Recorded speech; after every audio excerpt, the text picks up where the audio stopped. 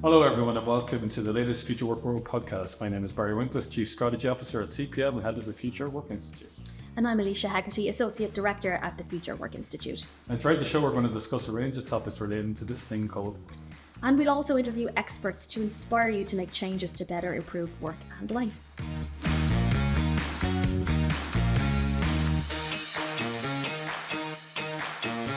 So, Elysia, what have you got for us today on our trend section? So every week we like to talk a little bit about an interesting trend and useful and relevant to the work. What have you got for us today? So today, something that's a passion of mine, workplace wellness, still very, very high on the trends scale when it comes to the future of work. And I think the pandemic has kind of shed some light on what it really means to have a robust wellness program rather than a tick box exercise. At the Future of Work Institute, we call this strategic wellness because we found that when organizations think about this strategically, wellness could have a profound impact, not just on employees, but on the bottom line.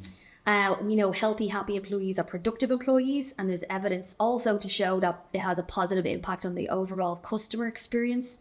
So when you think about wellness, it's important to think about it in a more strategic way. Organizations like Salesforce, Google, Zoom, Microsoft have all long been praised for their wellness programs and out-of-the-box thinking.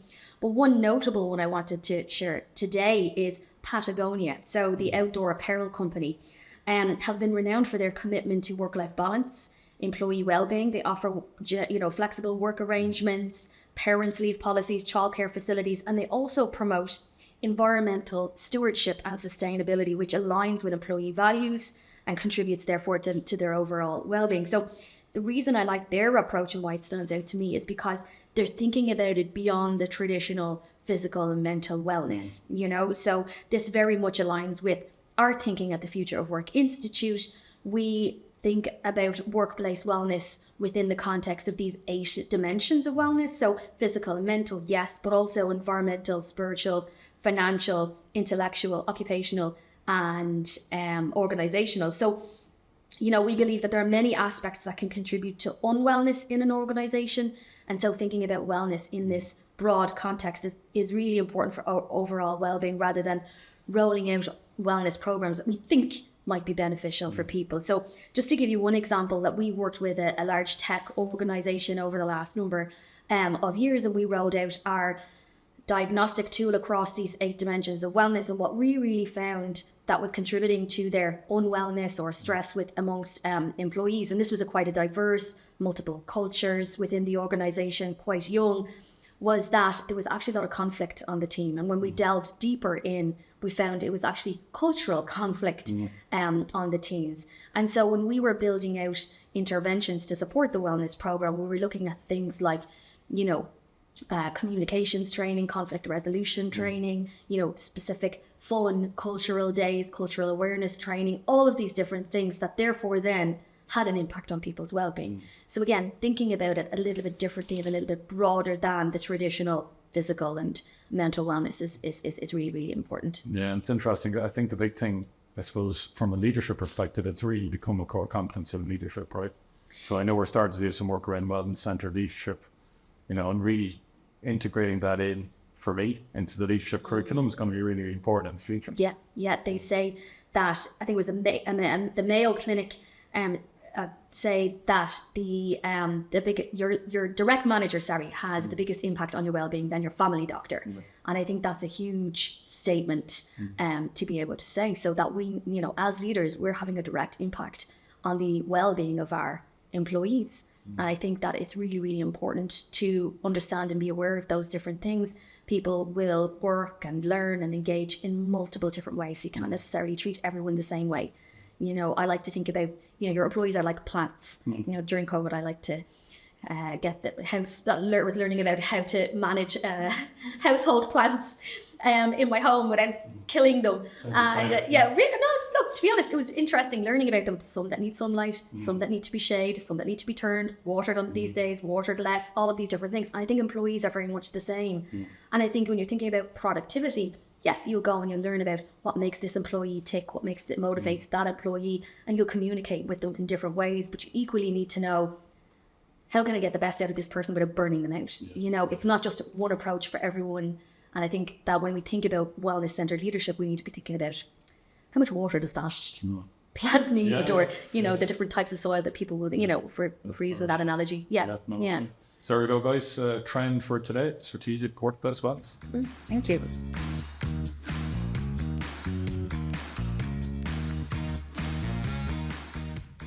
And now we move on to our interview section. Today, Elysia and I are speaking with Kathleen Ryan, Advanced Manufacturing Technology Program Leader at Chevron College. Hello, Kathleen.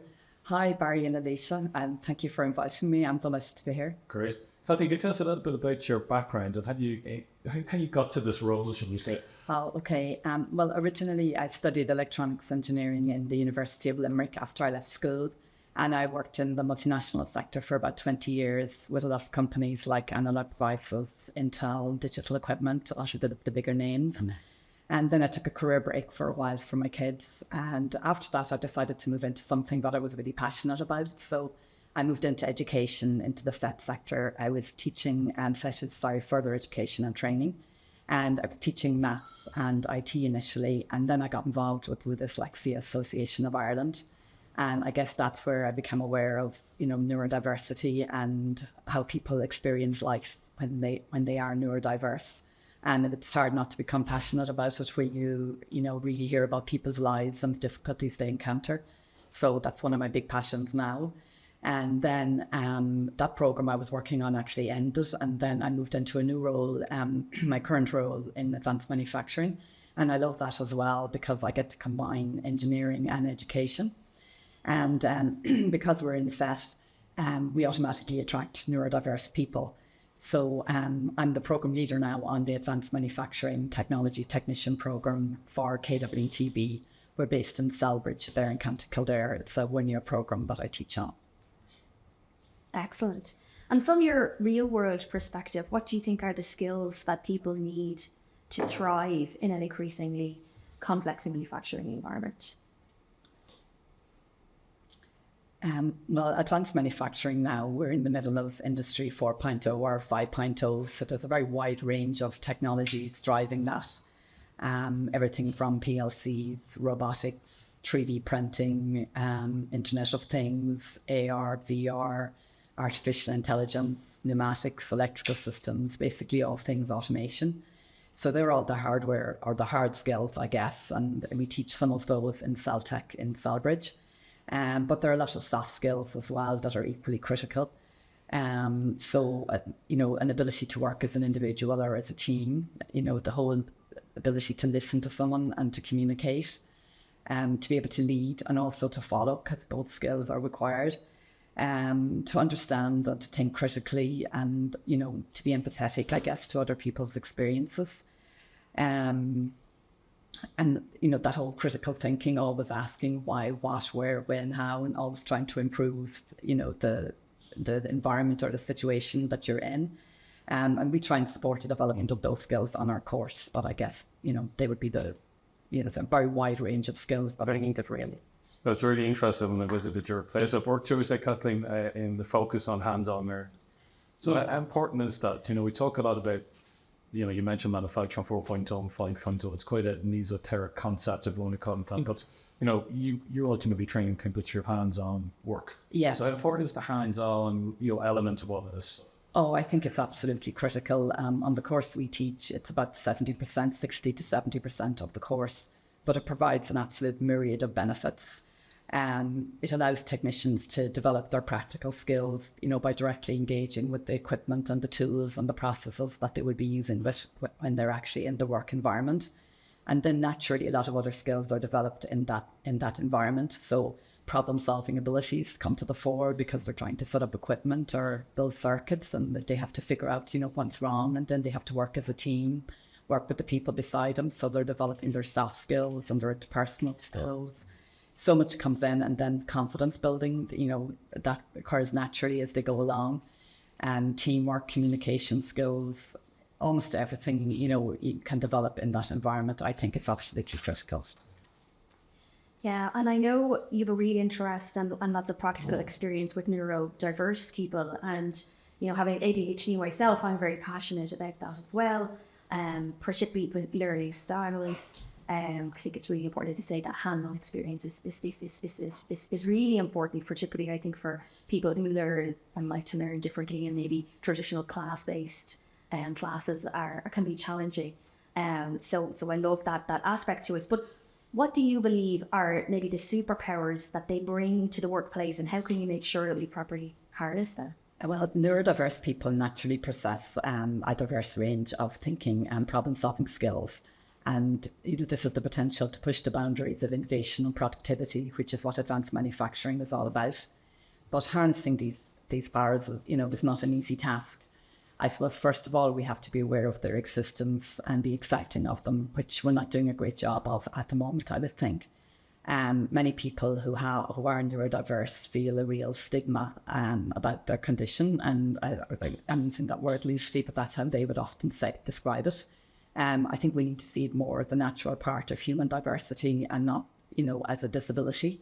It's just a different way of being that we need to accommodate and allow these people to feel comfortable and relaxed. And then that's the only way that we can really get them to flourish, once they feel accepted and not different. Yeah, I completely agree with everything you're saying there, even just from my own experience. Sometimes you can feel like the outsider, and you feel like there must be, I was diagnosed really last year. So, we'll say later on in life as such. So, for most of my life, I felt, I'm the odd one in, or I can't do it this way, so there must be something wrong with me. Yes. And I think that that's really important to be able now, and finally now, it took me maybe a bit of a year to be able to kind of come out, that's the word, and talk about it openly, go, okay, this is something that I'm experiencing. I finally kind of come to terms with how I'm going to live with it and manage it. And for me, from a personal perspective, the awareness is really what's helped me talk about it a little bit more and be comfortable with it, saying this is what I need from my learning experience, my working experience, and the supports that I need. So I think the openness of the individual, the neurodivergent individual, to have that conversation out loud is really important, as well as the employer be open. Yeah, I think that's so important, and it's great that you were aware yourself that that you were in some way different and that you needed different supports. Some people just say, "Oh, I'm stupid, I can't do it," and it's just so sad when you see that. And I think we could almost do with a national TV campaign to increase everyone's awareness of neurodiversity. Because so many people just dismiss it. If somebody doesn't answer a question immediately, they presume that they can't, and they won't give them time. And sometimes I see in class, I could be teaching something and suddenly someone will pop out an answer using a totally different thought pattern and process than anyone else. And it's wonderful to see. But, that same person will tell you when they were in school, they were dismissed as stupid or with an inability to learn. So I think the more we can create awareness, I really do think a TV campaign could be transformative in this area, because more people will then speak about, they'll feel more comfortable speaking about it, it'll destigmatize it. And when people are relaxed and comfortable, and then they can learn, yourself, if you're stressed, like you just can't take in any information. And I find often, I think the official supports for, say, dyslexia is just extra time in an exam. But a lot of people with dyslexia will say that doesn't really help them. Their biggest problem is stress and anxiety. They just feel, oh my God, I can't do this. I can't cope in this environment. And if you can just relax them beforehand, I find emotional support is what, maybe is half the problem for a lot of people. If you can just say that you understand and relax them, then they can, and they can access their brain and their thought processes and really thrive and succeed. I mean, that's a great example of empathy in action. We hear a lot about empathy and emotional intelligence, all this kind of good stuff, in academic papers, but, ultimately this is what it comes down to. Yeah. Listening, empathy, and getting most out of it. Yeah, getting the most, just being kind, I guess, and creating an environment where people can relax and be themselves, and then they can do magic. It's just totally different. It changes everything for them. Yeah. Kathleen, so it turns out to your course, courses like the advanced manufacturing courses, they're tapping into a different group of workers, shall we say, or potential future workforce people. So how do the courses like yours do that? How does it help get people in? Yeah, it's great that we get people in, because the statistics are kind of scary. Apparently about 50% of the prison population are neurodiverse. I think it was John Lonergan who first made people aware of that. Likewise, I had a colleague in the HSC who explained to me that about 50% of people in addiction are neurodiverse. So it's really sad to see that, you know, without the right supports, that's what can happen.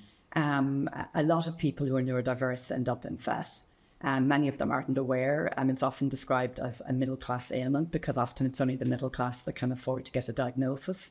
Other people sadly dismiss themselves as stupid or dumb or feel that they can't succeed.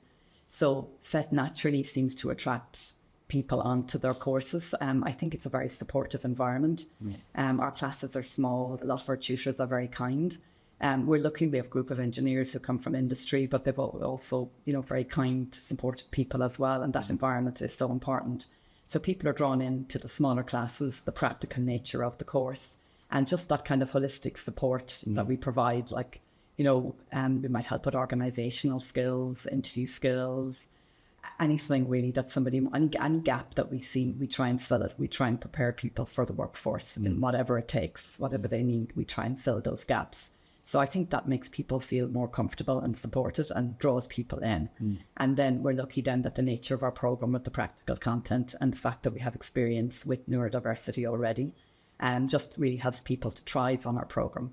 Only yesterday I was on News Talk with one of our graduates, Megan Lamb, and she's neurodiverse, but she came through our program and she spoke about her experience in mainstream school where she really struggled with dyslexia, but she absolutely thrived on our program. And the thing that she singled out was the emotional support, because she felt that that's what made a difference for her, just being reassured and supported. And now she got a job at Microsoft after graduating, and now I think there are other companies after her as well, but at the moment she's with Intel. And she's just doing so well there, and she loves it. And it's fabulous to hear her talk about, how successful she feels she is now and her day-to-day work. She sends me pictures of herself with her hair blow dried and in the hairdressers in Intel. And she comes back in and talks with the students, and then she helps the other students because, you know, if they see someone like them who's been successful, it really helps them. And I suppose that's another thing that we do on our program. We try and bring back the students who have succeeded to come back in and talk about, you know, what worked for them and, you know, how they're experiencing life now, because it inspires our current students then to, you know, to succeed and to thrive and to, to endeavour to be their best selves as well. And they know that, you know, other people can do it, so they can do it too. Yeah, I think there's a lot that organizations can learn as well for everything that you're doing in terms of, you know, a lot of we're writing a policy. Like, a policy is great, but what are the practicalities? How to support people? How can you, you know, create that openness so that they can open up about the different supports that they might need? So I think what you're doing is fantastic. I think there's an awful lot that organizations can learn and apply to further support people once they are in employment. Yeah, I do think awareness is a big part of it. I think more people would be supportive. I have to say, when I was working in industry, I wasn't aware of dyslexia at all. And I don't think I'm very proud of the way I was maybe 15 years ago. But now that I'm aware of it, I'm very different. So I think if more people were aware of it, they would be more supportive and kinder. So really, I do think kind of a national awareness campaign is probably what's needed to start off with. And then, you know, we could surprise ourselves with where we go from there. Kathleen, thanks very much. Kathleen Ryan, everybody, from Advanced Manufacturing Technology course at Chevron College. Thanks very much, Kathleen, for your ideas. And I definitely would say check some of Kathleen's commentary out there. It's fantastic and always very insightful. Thank you very much. Thanks, Kathleen.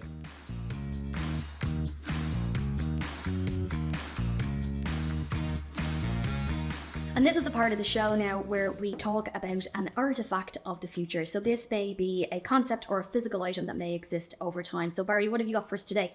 Well, today I have the transformation index. So building on previous data-driven insights here, where everything and everyone became more quantified and more measured, transformation index is an index implemented by some organizations that measure the employee in an ongoing fashion from two perspectives. How transformational they've been for the business, and how transformational they've been in improving themselves. The focus, much like professional athletes, is to dive deeper around self-reflection and actualization on the part of the employee to understand the real impact an employee actually has, not just in terms of hard numbers, but also in terms of the positive impacts with teams around. Criticized by many and praised by some, I would be interested to see the transformation index under approach like this. So there we go, the artifact of the future for today, the transformation index. So thank you for joining us today. And if you enjoyed the show, please hit subscribe or head over to your favorite podcast platform to listen for more. And please come and join the conversation at www.futurework.world. You can download the white papers, join an event, and discuss future work topics with other leaders around the world. Thanks very much, guys. Thank you. Bye.